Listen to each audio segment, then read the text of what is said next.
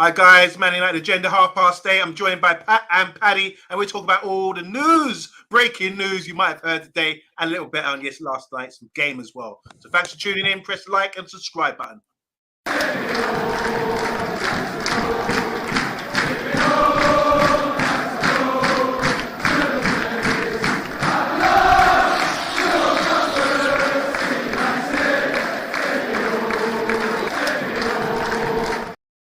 Good evening, everybody. This is the Man United Agenda. I hope everyone is tuned in, ready to go. Don't worry about what's on TV, the Premiership right now. It's not Man United, it's Man City. Big up to Pat. How you doing, man? Welcome back again. You still buzzing after last night? Couldn't sleep last night, lads. Couldn't sleep. But yeah, no, it was great to watch. Very enjoyable performance for a very light defense, shall we call it. Good stuff. And someone who was at the game, it's you, Paddy. You got a season ticket. We want to get a little summary from you, Paddy, about, because obviously when we're watching on TV, we can't see everything that's on the TV, you know, but you've got a good view, and I know you've got a great seat as well in the house. So just give us a little summary about how you felt, because you were coming back on the show last night and you were sort of giving out about certain players, and we don't really get that insight like you've got. So just I mean, to be fair, I was probably overcritical, I think, because we'd won the game, but I was probably a little bit frustrated because Forest didn't play it to their potential. I don't know. Forest were very poor and terribly poor. And you know, before the game, by the way, they said Luke Shaw's playing centre half, and we were all in having a drink before the game. Luke Shaw centre half, why?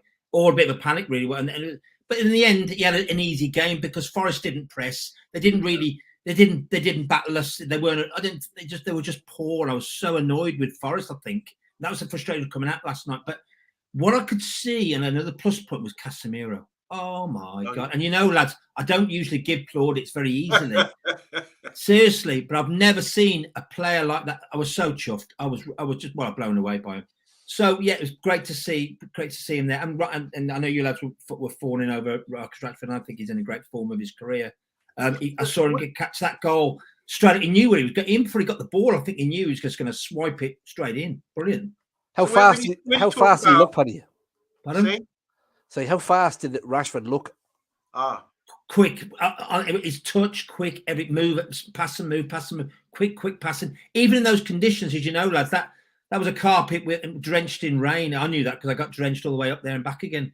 But it was tough. But again, Forest were poor. I mean, I hate it when they get two teams at Old Trafford that don't compete together. I like to see a game. I know we've got these games. Manchester City's coming up soon, and Arsenal. I looked at the fixtures coming up. Man City's going to be a game. I'm going to be there, and I'm just going to know that we're going to be playing better than we did last year. But those plus points definitely. Rashford, Casemiro. I know, lads. Luke Shaw. I'm sorry we can't play him at the back. I'm not a big fan of his, as you already know. And also as well, Wan-Bissaka. No, I'm sorry. I still don't like him at all there. And also Anthony, by the way, we touched on last night.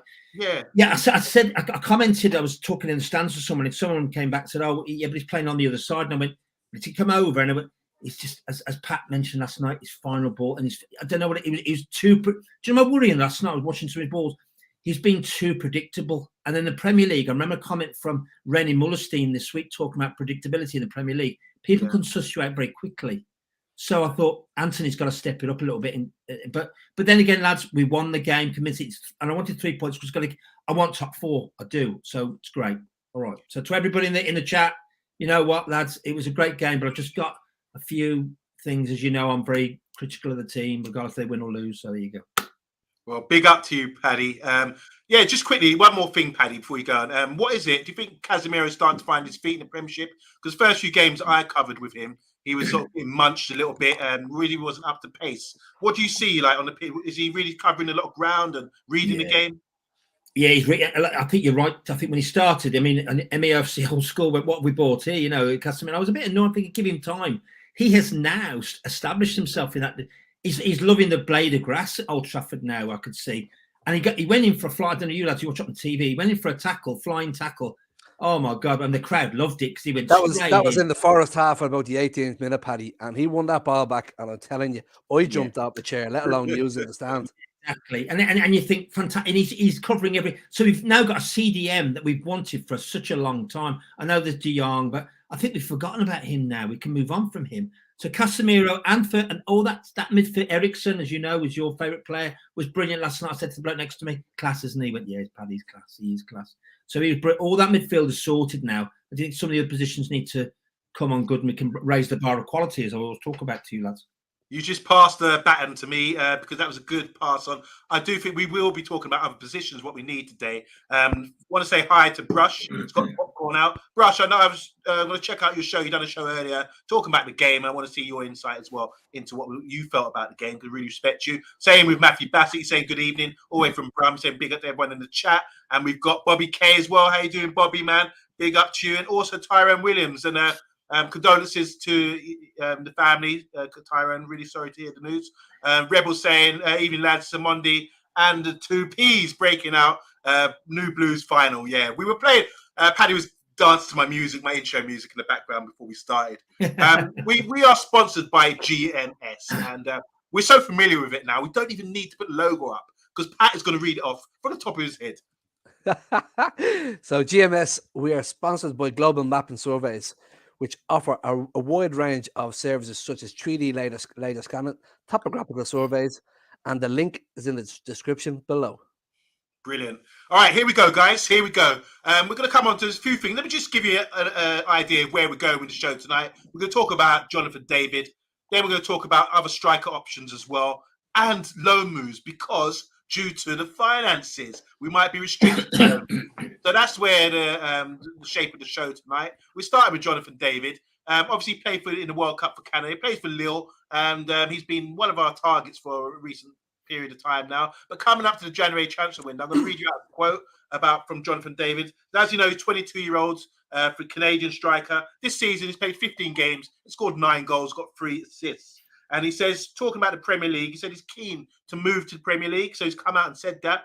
And he said, in England, when I watch the matches, everything is full each time, meaning it's compact, it's action-packed, as Paddy would have realised yesterday. He says, as a player, it motivates you even more. I think it's very possible, very possible. I don't know if I can find myself anywhere else at the moment other than the Premier League. It's a nice atmosphere. Now, that's his contract's until 2025, but that is a man who's sort of crying out in code, come and get me, save me, from this French Farmers League, as they call it. I don't believe it is, but he's a decent player. We're going to talk about Jonathan David now. Paddy, what do you think about these comments here? If one of our players was talking about another league like that, you'd know he'd wanted to pack his bags and take him to the airport, wouldn't you? Yeah, it's a bit insulting, really, isn't it, to be fair? I mean, I think Lille, didn't there? There was a player from Chelsea, and Pat will come to help me both. A player from Lille that came to Chelsea, Eden Hazard, sorry, I don't remember the name now, came from Lille. It was the next best thing. He was brilliant at Chelsea, except things hasn't progressed forward best since he's left Chelsea. But no, I'll be insulted by that. And tell you what, he's a good player. I watched him in the World Cup. But no, I think it's a good league, mate, the French league it is. And I don't like that sort of comments about another league. I know we've got the best, we are the best in the Premier League. I'll say that, won't I? But no, don't disrespect other leagues. It's not good. Pat, what do you know about him as a player? I mean, he's young, that's for sure. Did you watch him in the World Cup? And have you been studying the French league? I've been watching him since his name is surfaced and being related to Manchester United. What I've seen from him so far, he comes across as athletic and strong. He's good balance. He has quick feet, and he has a bit of a predator instinct about him. He's good in the box, but he doesn't only play in the box. He can play outside the box, play off a striker, and he can play as an attacking midfielder. Now, he isn't setting the world alight at the moment. He's gradually getting better, this young lad is. He's been playing 3 years now, let's call it top flight, in League One for Lille. And his first year, 13 goals, 37 appearances. Second, 38, 19 goals. But this year, big difference for him. 15 appearances, 9 goals. So that is a lad on the improvement. He's not the kind of chap that we're going to be bringing in and he's going to be sitting on the injury bench for mass amounts. He's only missed 2 games now in 3 seasons for Lille. So these are good points. Is he ready-made? No. Will he come in and improve with our squad? I think this is the kind of fella that will be coming in and assisting Martial, but could also play alongside him. Reports are that this is a statement that's coming out from a credible source saying United want a striker, not a winger. And maybe Gakpo is posed as a winger more so. Maybe that's why we didn't go in for him. But with Jonathan David, he's definitely a guy who plays down the middle. He's definitely a striker, number 9, and someone who sort of ticks the boxes, I imagine, for what we need. Jonathan David, we heard the stats there about his goal output, but there's other things as well, other things that I like about him, Paddy. Also, and one of the main things that really stands out to me is his pressing stats. This guy has got a good engine on him, and he puts defenders under a lot of pressure and really leads the line. He's got one of the best pressing stats in the whole of Europe. That indicated to me a long time ago. So what else do you think about Jonathan David? And if you talk about price, because we say we haven't got money, we're going to come on to that soon. But how much do you reckon he's valued at? Because he's gone down from a poor World Cup. Players were supposed to blow up, and we saw Ramos at Benfica. He's suddenly a £100 million player just for scoring a hat-trick at that level. Yeah, I think the World Cups, all the prices get inflated. But look, Haaland went to Man City. What, 60 million was it, or 70 now? Not much for a class player like him. What, we'll have to see. I mean, I don't think he's in the 100 million mark, but he's fast, by the way, as well. He's quick, very quick. But my worry about this, Omundi, is that we do need a striker. We need a prolific striker. I mean, we need I know we've lost Ronaldo, but I was talking to a colleague next to me in the stand last night. We need someone. Ronaldo always got us, 20 goals a season, 22 did he score? I mean, we need that. We need that striker, don't we? We do need that striker. I'm just wondering with Jonathan, will he give us that goal ratio? But I know we've got Marcus, who's on form, but I worry about him, the fact that he might drop off. So and I'm Martial, obviously, my views on Martial, not for me. So I don't know whether he would suit with the other people that have been mentioned, could be better coming in, but they've all got to adjust the Premiership, as Jonathan's got to, hasn't he? They've all got to take time to adjust the Premiership because they're coming in from another league. So we need someone ready to go at the get-go, don't we? If we're going to get up into that top 4. Someone to go at the Gatpo or the get-go. The get-go, yeah, exactly. No, I don't want to hear his name no more. He's gone. I know. Yeah. As Kalula said, I want someone with the kahunas, bless our Lord, that's a brilliant word, to sort of get going. Just a quick one, Pat, before I go into this. So we said we want a striker, not a winger. So we've got Rashford. These are wingers we've got at the club around the first team. Rashford, Sancho, Garnacho, Elanga, and Anthony. That's 5 guys that can play wide. Martial seems to be the guy now playing down the middle, and Rashford as a sort of backup, as we saw yesterday, coming in that position. So is it right? Do we need a striker before we get a winger? Oh, all day. We need to have somebody upstairs who's going to implement what Eric Ten Hag is looking for. And Martial, as we know, even if Paddy, you're not the biggest fan, I love him, but he's not going to be able to do it by himself, and he's going to pick up a knock, and then we're going to be all of a sudden we're going to be tinkering with the squad, which I don't want to be doing, and that's the biggest problem. I don't want Eric Ten Hag to have to tinker with the squad. Look, this lad's out of contract 2025. He's currently sitting at about 45 million. That's not a bad price for a young striker who's on the up. What did Liverpool pay for Gakpo? Something around the same price. I think Gakpo is 23. Davids is 22, so it's not a bad price, and we're getting the type of player for the type of money we were going to spend, but we're actually getting a centre forward, not somebody like Gakpo who's a winger, possibly transitioning into a centre forward. That's a good balance. It's all about balance, isn't it, there, guys? I'm going to ask the guys in the comments now, see what they're saying. We've got Rory C. He's saying super troops. Yes, thank you. Salute to you, Rory. Hope you're doing well. Box is saying here, clearly we have no money. I don't know whether that's true or not, but we will sort of find out in the coming weeks, I'm sure. Rory's saying, got to be a loan because the Glazers have milked us dry. They did spend last season, in the summer, didn't they? They didn't spend a lot of money. Matthew saying, we ain't going to make no signings at all. The Glazers won't even allow Felix deal. Even so, we've saved 16 million from the Ronaldo contract being scrapped. I want to say hi to Luke Morrison. How you doing, Luke, man? Big up. He's saying, evening, lads. My good friend Moss loves him, talking about Jonathan David, and would love him at Arsenal. I wouldn't mind him myself at Arsenal. I think he could be a good option for United.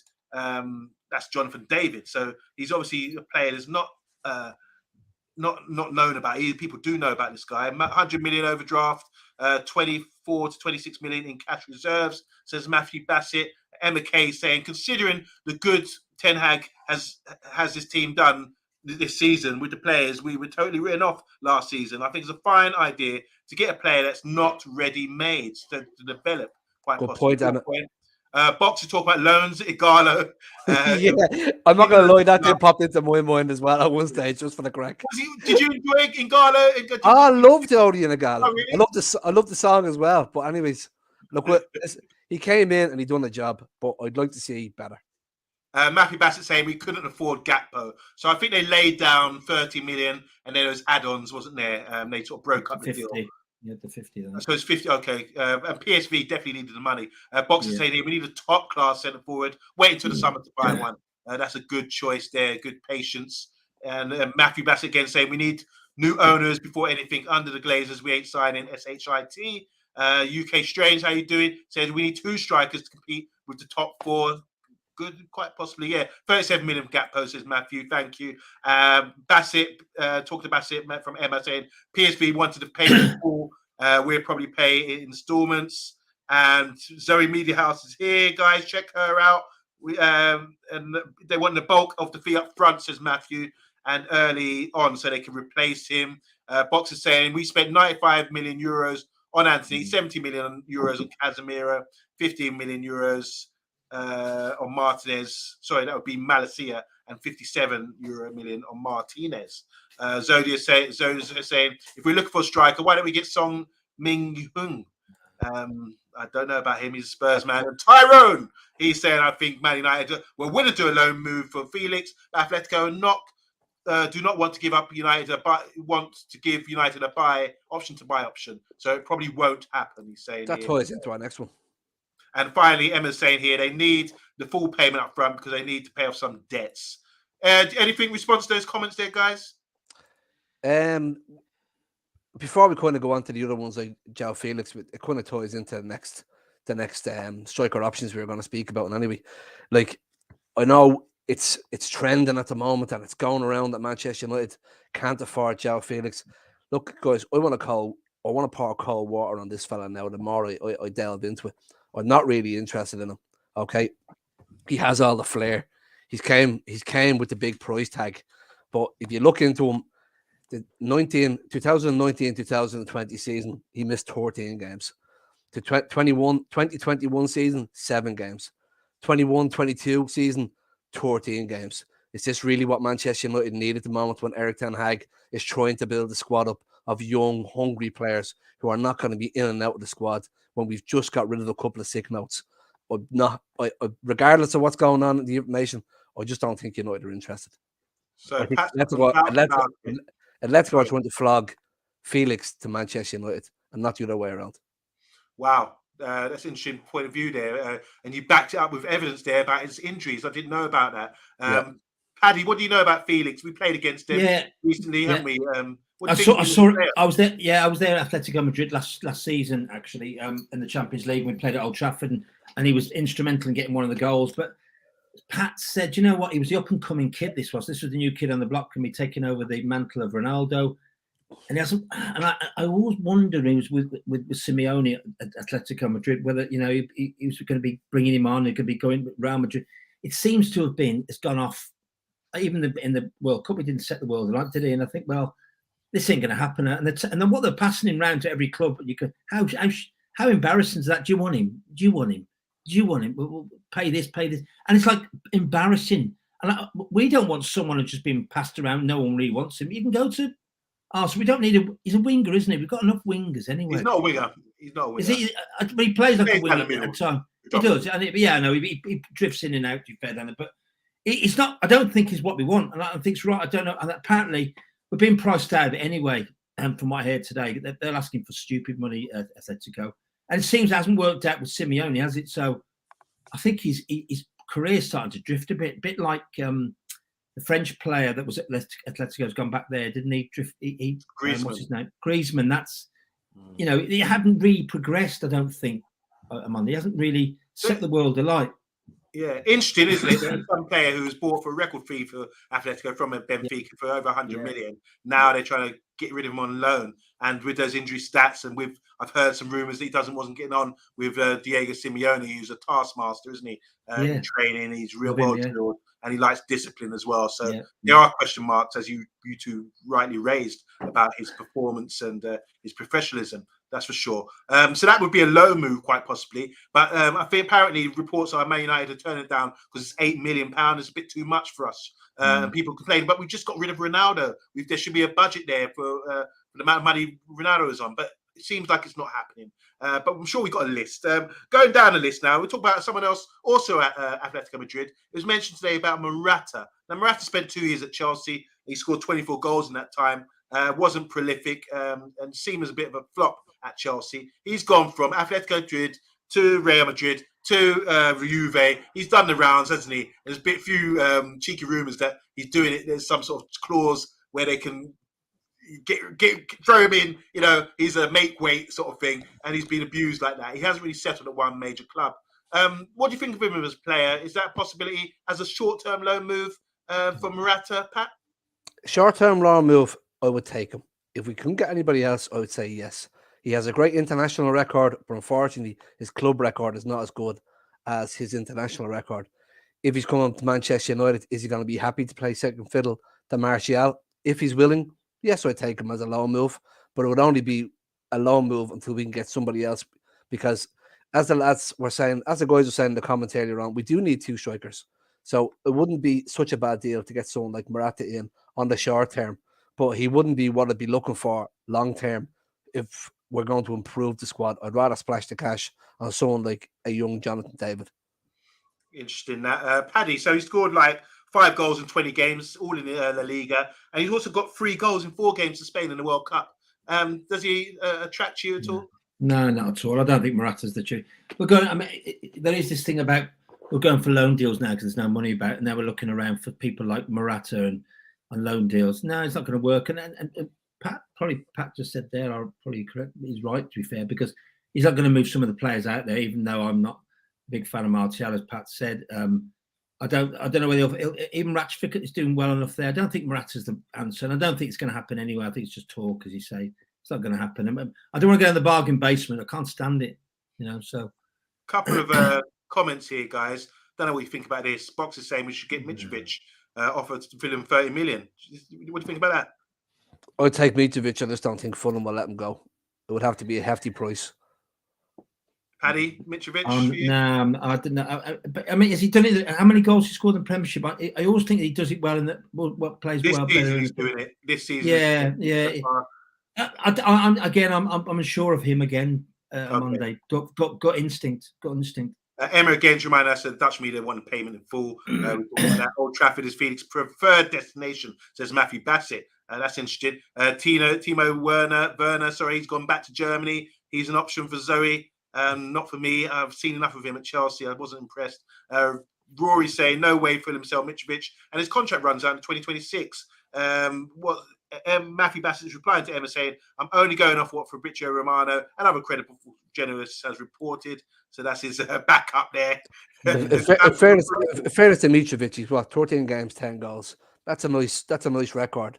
But there's no way they're going to let him go, and they're not going to let him go in January either. Fair enough. Box is saying offer Fulham, Wan-Bissaka, Telles, Bailey, Tunzebi for Mitrovic. Rory C saying Donny and Williams as well had to go. Morata, no thanks, says Box. Zoe saying I'd rather bring Lukaku back in. Oh, jeez, no. Tyrone saying Morata hasn't got any self-belief, no confidence. He was poor at Chelsea too. Morata, there's a sad face from Matthew Bassett. That means no. UK Shane saying half-season loan deals never really work out for United. Is that how far we've fallen? Talking about Mitrovic, he's laughing. Doesn't like the idea of that. That's Tyrone. And Emma saying I'd say get David, Jonathan David, and build a relationship with Lille. They produce some decent players, and some of our youngsters could go on loan there. That's a good shout. And we could sign 100 million Angel Gomez back off them because I'm sure he's going to blow up in the next couple of years. 10 goals so far in the Premierships from Mitrovic. That's the striker options. Also, Depay, we've been mentioning him before. Is that his contract runs out at the end of the year? Is that worth a low move? Just keep that short, guys. No. Depay. No, I would. It's really bottom of the barrel we're talking about tonight, isn't it? Yeah, we are. Major. I mean, looking at the jokes here, Danny Welbeck, anyone said Rory. And let's get Roy Keane back. I mean, come on. Peter Crouch. Andre Silva's a good shout, right back from Leipzig. And there aren't many great strikers on the market. So rather be patient than just go out and get someone. That's where the loan move comes in. And I'm sure we haven't been successful. So Depay is a no-no as well. Next subject here, we'll talk about loan moves. And the reason we talk about loan moves because we haven't got the money. What's going on with the finances, guys, here? Gakpo's gone. We didn't have the money up front to pay for that, even though he was on the radar. I'm just going to read out a couple of things here, guys, and then we can go into it. So Man United had the chance to sign Gakpo for a long time, but they never made a bid or negotiation with PSV, the club. They were talks only between Man United and the agents and never club by club. So it never really took that next step. And Ten Hag had his name on the list, but Man United decided not to make a 40 million bid in January. Do you think that Ten Hag's like vexed about this? Do you think he would have wanted him, or do you think he's being patient here, or do you think there is a money crisis? I don't know what's going on. I'm hearing different things from different sources, so I'm going to throw it out to you guys on the panel. Paddy, what's going on with the club, man? Is the finances in trouble? Are we just being mindful about how we spend our money? I think that there is this, but I don't know the truth about this Gakpo. And none of us know really what the truth. If we want him, or he didn't want him, or whatever. There's no money. No one knows. But you're right. We're going up for loan deals. There's a problem with finances, but I think maybe we're waiting. And Gary Neville spoke about the fact we're going to wait until we get new owners, and then it'll be sorted out. So we don't know whether or not Ten Hag wants him. No one knows the truth on this, not properly. But whether he didn't fancy him or whatever, like you say, he's not a centre forward, he's a winger. Maybe he didn't. We just don't know. And there's a lot of comments in Fabrizio and a few of them talking about. I don't think we know the truth, really. I don't think we know the truth. But Ten Hag isn't getting better. I don't think he's getting better. I think he's getting quite, from the interviews last night, he's not getting too worked about. And his pre-match interviews as well, he's not getting upset about it. And I think everything will be okay. Once we get the new ownership in, which I think is in the background, hopefully, we'll be fine. We'll have like a £1 billion transfer fund next year. So we'll be good. Paddy, what do you think about this? Because the Right Honourable Andy Tate is saying here it was skin. Basically, he just said skin. What's the rumours? You were at the ground around last night. Yeah, I think that's what's going around the ground. Andy was there last night. I think that is the thing. We've just got no money. We have got no money, and we just need to get some ownership. We need to get some really serious funds from a new owner, because it looks like the Glazers are going no go. We spent enough in the summer. That's your lot. But I don't know about Gakpo, or whether the truth be on Gakpo. I just don't know whether he wants him or not. And he's not giving anything away, Ten Hag, is he? So Box here saying, I think we spent the whole time in the summer. And obviously Andy saying with skin. And Tyrone saying there's a lack of real quality strikers around. Pat, between those three comments, I mean, where do you stand on this? It doesn't fill you full of great confidence, lads, does it, when everybody else around us is starting to dip their hands into their pockets, and the only player that we've been linked with so far has gone to Liverpool. So feels like the club's in transition of changing ownership. That's what it feels like. Going on what certain people have said to me is that even if the Glazers are on the way out, the new owners will give money for new signings. So it could be a bit of a slow start to the way the ownership is being changed over. We're not too sure because there's so many stories out there at the moment. But at the same time, when the Frankie de Jong deal dragged on last season, we were panicking ourselves. Everybody was panicking. We've no money. We're skint. We haven't got a washer. Next minute, Casemiro comes through the door. A couple of weeks later, Anthony comes through the door for a ridiculous. So sometimes media, journalists, agents, they can play on football fans' nerves. They know what they're doing. Gakpo signs for Liverpool the following day. Manchester United have no money. It's out. So I'm trying to sit back, stay a bit relaxed. Hopefully it will all come good. And hopefully we get a few bob. Or hopefully we do have a few bob. Our knowledgeable comments are coming in thick and fast. Matthew Bassett, outlandish shout. What about Jared Morano from Villarreal? Didn't make the Spain squad, but he's been banging goals a couple of seasons ago. V Cobra, he says, I bet Ivan Toney is not an option. Very funny. ATT, that's our very own Andy saying the Glazers would steal from a homeless man. Oh gosh, brutal. What did I see there from FCV Cobra? Of course, that was a funny one. The only Serbian striker that Tyrone Williams wants at Man United is Vlahovic from Juve. As you know, Matthew Bassett said he wants to see the youth, but he doesn't feel they're quite ready yet. So another year or so talking about Charlie McNeil and those sort of guys. Boxer saying Vlahovic from Juve and Osherman from Napoli would be two good summer signings we should prioritise on.